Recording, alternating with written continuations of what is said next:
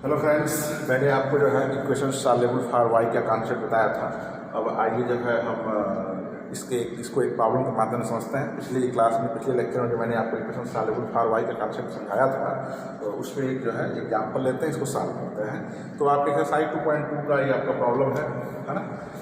आइए इसको सॉल्व करते हैं। तो कह रहे हैं सिंस गिवन डिफरेंशियल इक्वेशन की जो आपका डिफरेंशियल इक्वेशन दिया हुआ है y is equal to Y P square plus 2px, equation number 1 हो जाएगा। अब इसको y equal to function of x and p के फॉर्म में यदि आप लिख लेते हैं तो आप कहेंगे कि इक्वेशन y के लिए सॉल्वेबल है। तो आइए चेक करते हैं क्या आप ऐसा कर पा रहे हैं। तो देखिएगा, जब इसको आप इधर ट्रांसफर करिएगा, यह y है, यह वाई पी स्क्वायर है, तो अगर जब ये इधर आएगा तो y आप कॉमन करेंगे, 1 minus P square is equal to 2px हो जाएगा, और y is equal to 2px upon 1 minus P square, equation number 2। तो आपने ये देखा कि इक्वेशन 1 जो था फंक्शन ऑफ एक्स वाई और पी के फॉर्म का, उसको आपने y equal to function of X P के फॉर्म में लिख दिया। मतलब आपका यह इक्वेशन 2 या इक्वेशन 1 जो है वह y के लिए सॉल्वेबल है। तो अब इसको सॉल्व करने का प्रोसीजर मैंने आपको बता रखा था कि कैसे सॉल्व करते हैं। पहला स्टेप, आप इस इक्वेशन 2 को x के रिस्पेक्ट में डिफ्रेंशिएट करिए। तो चलिए मैं इसको डिफ्रेंशिएट कर रहा हूँ। Differentiating equation 2 with respect to x, then we get चलिए जब इसको आप डिफ्रेंशिएट करेंगे तो आपको क्या मिल जाएगा, जैसे dy by dx is equal to, अब यहाँ देखिए न्यूमरेटर अपॉन डिनोमिनेटर, अंश बटा हर का अवकलन गुणांक आपने पढ़ा हुआ है, जो कि होता है हर गुणे अंश का अवकलन गुणांक माइनस अंश गुणे हर का अवकलन गुणांक अपॉन हर का होल स्क्वायर, है ना। तो dy बाई dx हर यहाँ डिनोमिनेटर, तो ये आपका है 1 माइनस बी स्क्वायर इंटू अंश का अवकलन गुणांक करेंगे।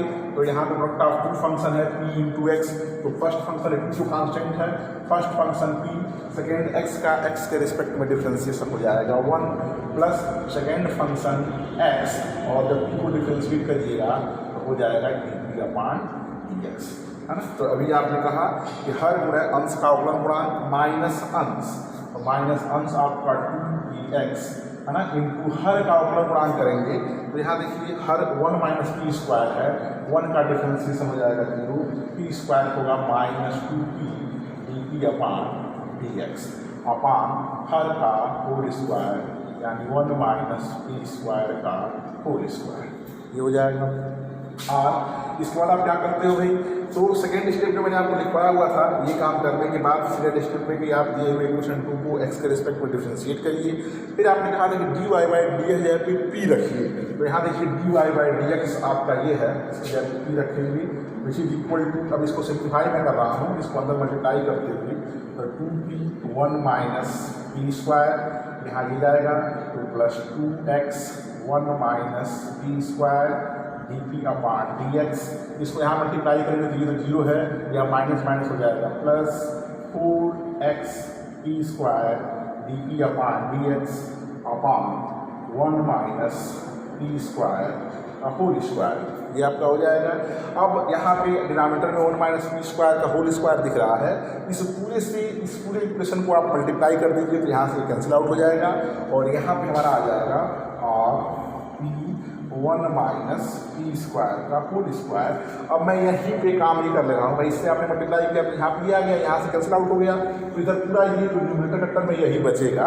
तो इधर से काम ये करते हैं कि डी बाई डी एक्स यहाँ भी है, यहाँ भी है, इनको इधर रहने देते हैं, शेष जो टर्म है उसको मैं लेफ्ट हैंड साइड में लेके आ रहा हूँ। तो जब ये इधर आएगा तो हो जाएगा minus 2p 1 minus P square is equal to, right hand side में चलिए यहाँ से देखिए, अब मैं डी बाई डी एक्स को कॉमन कर ले रहा हूँ, तो मिल जाएगा 2x 1 minus P square plus 4x P square dp upon dx, ये हो गया। और थोड़ा इसको और सिंप्लीफाई किया जाए तो यहाँ पे देखिए आपको कॉमन दिख रहा है p 1 माइनस पी स्क्वायर, यहाँ भी है और यहाँ भी है, कॉमन कर लिया जाए p 1 माइनस पी स्क्वायर, तो यहाँ देखिए आपको क्या बच जाएगा, 1 माइनस पी स्क्वायर तो रहेगा क्योंकि उसका होल स्क्वायर था, और यहाँ से p 1 minus P square common कर लिया तो सिर्फ माइनस 2 बच जाएगा आपके पास। राइट हैंड साइड में आइए, थोड़ा सा इसको सिंप्लीफाई करते हैं, तो ये हो जाएगा 2x और यहाँ पे देखिएगा ये हमारा आएगा -2xp² और यहाँ पर है +4xp²। जब इसको आप अंदर मल्टीप्लाई करिएगा तो यहाँ पे आएगा 2x, ये मैंने लिखा। फिर जब इसको यहाँ मल्टीप्लाई करिएगा तो -2xp² और ये है +4xp²। तो यहाँ से हमारे पास बन जाएगा +2xp² dt/dx। ये हो जाएगा। थोड़ा एक स्टेप और सिंप्लीफाई किया जाए इसको तो p1 -p², यहाँ से हमारे पास बच जाएगा, यहाँ से 1 -2 है तो -1 -p² equal to right hand side में देखिए कुछ कॉमन दिख रहा है, इससे आप कॉमन कर सकते हैं 2x, तो बच जाएगा 1 + p² dt/dx। ठीक है भाई, सिंपल कॉन्सेप्ट। आपने इस इक्वेशन 1 को इस फॉर्म में लिखा, फिर इसको x के रिस्पेक्ट में डिफरेंशिएट किया। डिफरेंशिएट करने के बाद आपने dy/dx जगह पे p रखा हुआ है। अब रख के इसको मैं सिंप्लीफाई कर रहा हूँ। तो आइए इसके लिए आगे बढ़ते हैं और सिंप्लीफाई करते हुए यहाँ से हमको क्या मिल जाएगा। फिर चलिए यहाँ पे आप देखिए, यहाँ पे आप माइनस कॉमन कर लीजिए, क्योंकि यहाँ पे 1 + p² दिख रहा है, तो माइनस कॉमन करेंगे तो 1 + p² होगा, माइनस बाहर आएगा। लेकिन फिर आप यहाँ से भी माइनस कॉमन कर लीजिए, जो 1 - p² है यह p² -1 हो जाएगा और यहाँ का माइनस और यहाँ से जो माइनस आपने कॉमन किया है दोनों मिलके प्लस हो जाएंगे। तो यहाँ से मिल जाएगा आपके पास p, है ना, p, और ये हो जाएगा हमारा p² -1, यहाँ पे जाएगा 1 + p² equal to right hand side जो आपका है ये हो जाएगा 2x 1 + p² dt/dx। ये हो गया। अब देखिए ये 1 + p² से ये 1 + p² पूरी तरीके आपका कैंसिल हो गया, यहाँ से मिल जाएगा r। अब देखिए इसको आप लेके जाएंगे इस dp के पास तो क्या हो जाएगा, जब ये इधर जाएगा हो जाएगा 1/p² -1 dp इक्वल टू, इसको इधर लाइएगा, है ना, तो ये हमारा हो जाएगा। जब आप इसको इधर लाएंगे तो ये हो जाएगा 1/x, ये 2 है तो 2 को नहीं रहने देते हैं, या 2 dp हो जाएगा, ये जाएगा इधर 1/x dx हो जाएगा। ठीक है भाई, मैंने क्या किया, वो ये p² -1 पूरे dp के पास किया, चूँकि यहाँ 2 था तो 2/p² -1 dp हो गया, और ये इधर जाएगा तो dx यहाँ हो जाएगा और जो x है 1/x हो जाएगा। तो आप देख रहे हैं फंक्शन ऑफ x dp एक पास हो गया, फंक्शन ऑफ p dp एक पास और फंक्शन ऑफ x dx एक पास हो गया। मतलब यह इक्वेशन हमारा वेरिएबल सेपरेबल के फॉर्म में कन्वर्ट हो गया है। मैंने आपको बताया था वर्किंग प्रोसीजर में कि जब आप ये वाला काम कर लेते हैं, यानी इक्वेशन 2 को x के रिस्पेक्ट में डिफरेंशिएट करने के बाद dy/dx जब आप p रख लेते हैं तो रखने के बाद सिंप्लीफाई करते हैं तो आपका problem differential equation of first order and first degree के किसी न किसी फॉर्म में कन्वर्ट हो जाता है। तो यह देखिए आपका वेरिएबल सेपरेबल वाले फॉर्म में कन्वर्ट हुआ है, which is in form of variable separable. ठीक है, अब वेरिएबल सेपरेबल के किसी भी प्रॉब्लम को सॉल्व करना आप जानते हैं, यानी कि therefore on integration we get.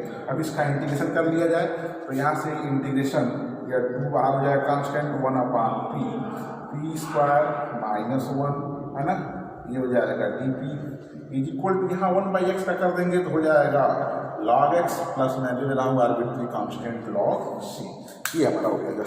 अब इसका इंटीग्रेशन करना है हमको, चलिए इसको इंटीग्रेट करते हैं।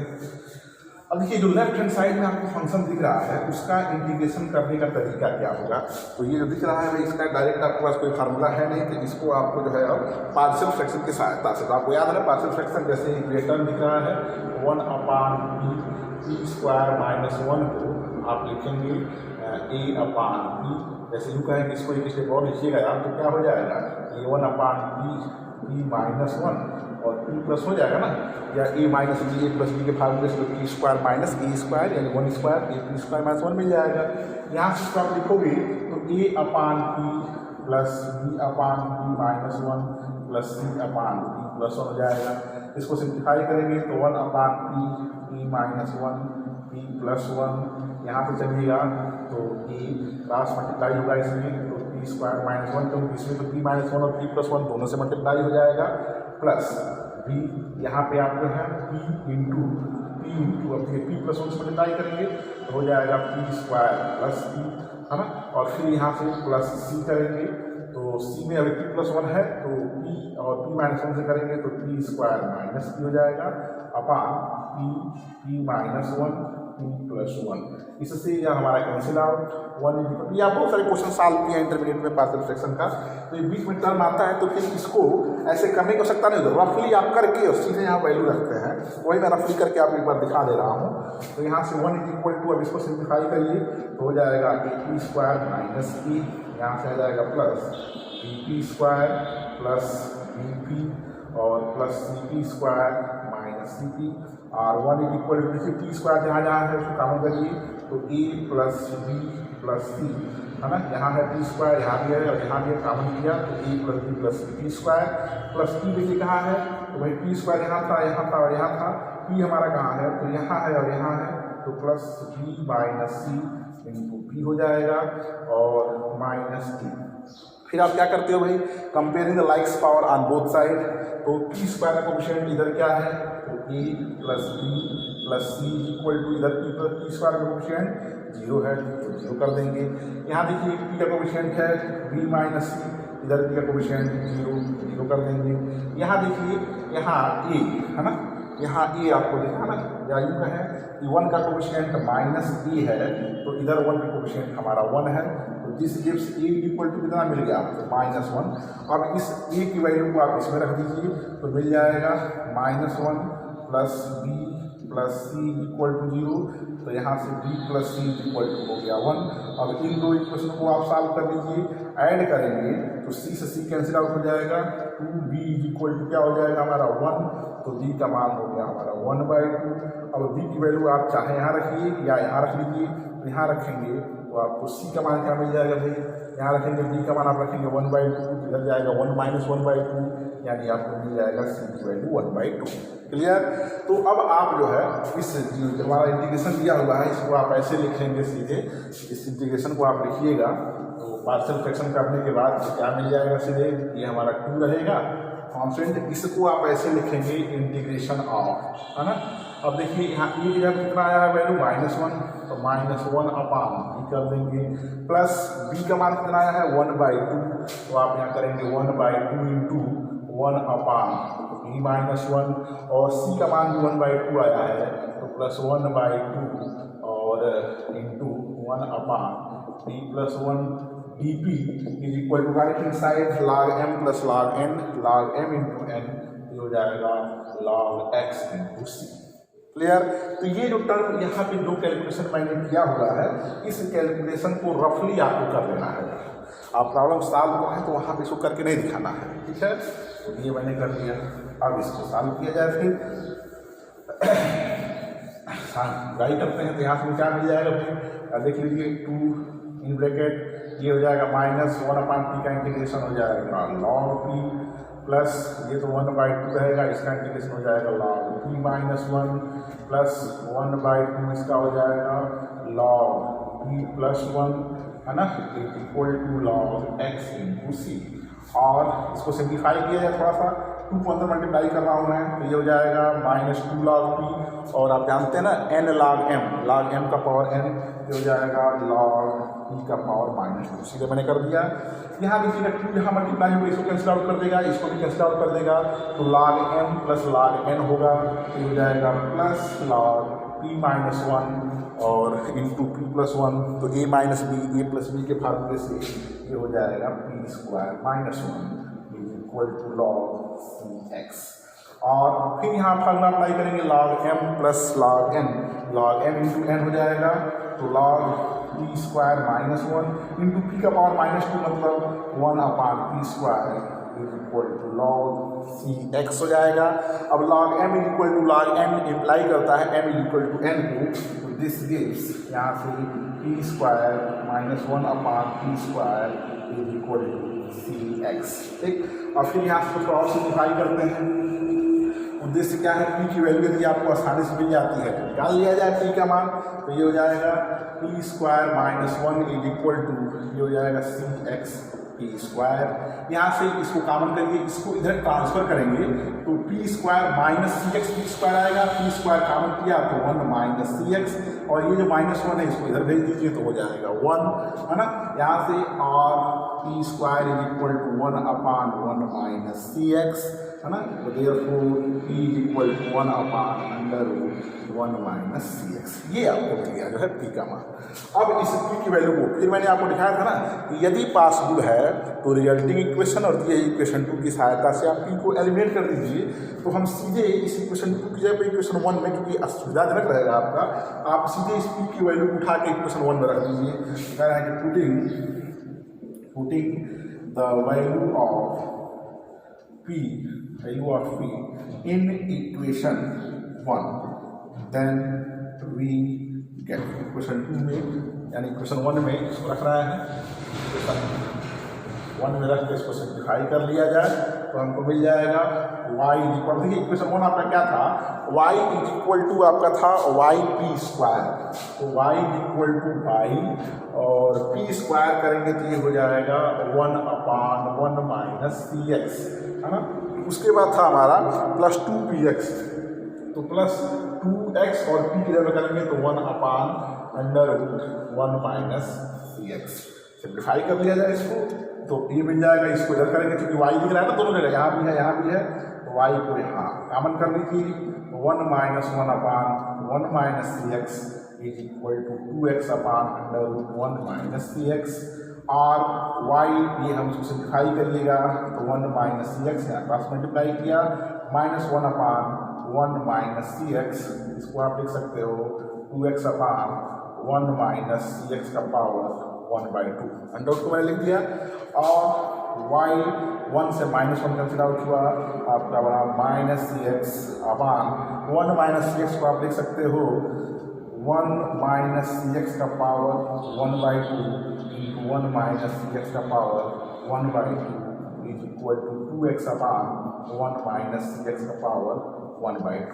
ओके, तो यहाँ से इससे हमारा यह एक टर्म कैंसिल आउट हो जाएगा, मिल जाएगा और y minus cx/1 minus cx का power 1/2 is equal to 2x।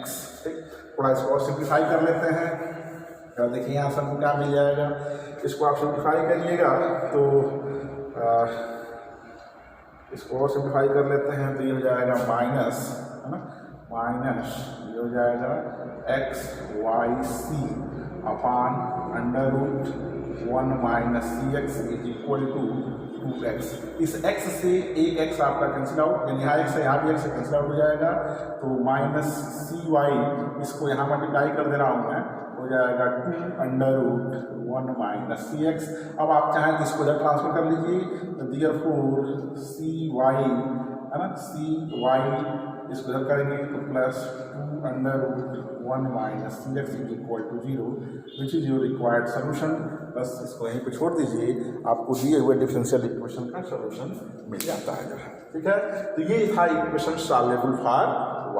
तो आपने पूरा कॉन्सेप्ट देखा कि आपका इक्वेशन का function of X Y P equal to 0, उसके आपने y equal to function of X और पी के फॉर्म में लिखा, लिखने के बाद आपने उसको एक्स के रिस्पेक्ट में डिफ्रेंशिएट किया, डिफ्रेंशिएट करने के बाद dy/dx पे p रखा, p रखने के बाद उसको आपने सिंप्लीफाई किया तो differential equation of first order and first degree के फॉर्म वेरिएबल सेपरेबल में कन्वर्ट हुआ, उसको आपने सॉल्व किया।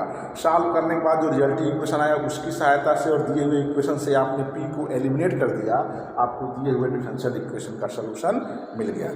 ठीक है, उम्मीद है कि आपको ये जो है प्रॉब्लम समझ में आया होगा, वीडियो आपको अच्छा लगा होगा। Thank you very much.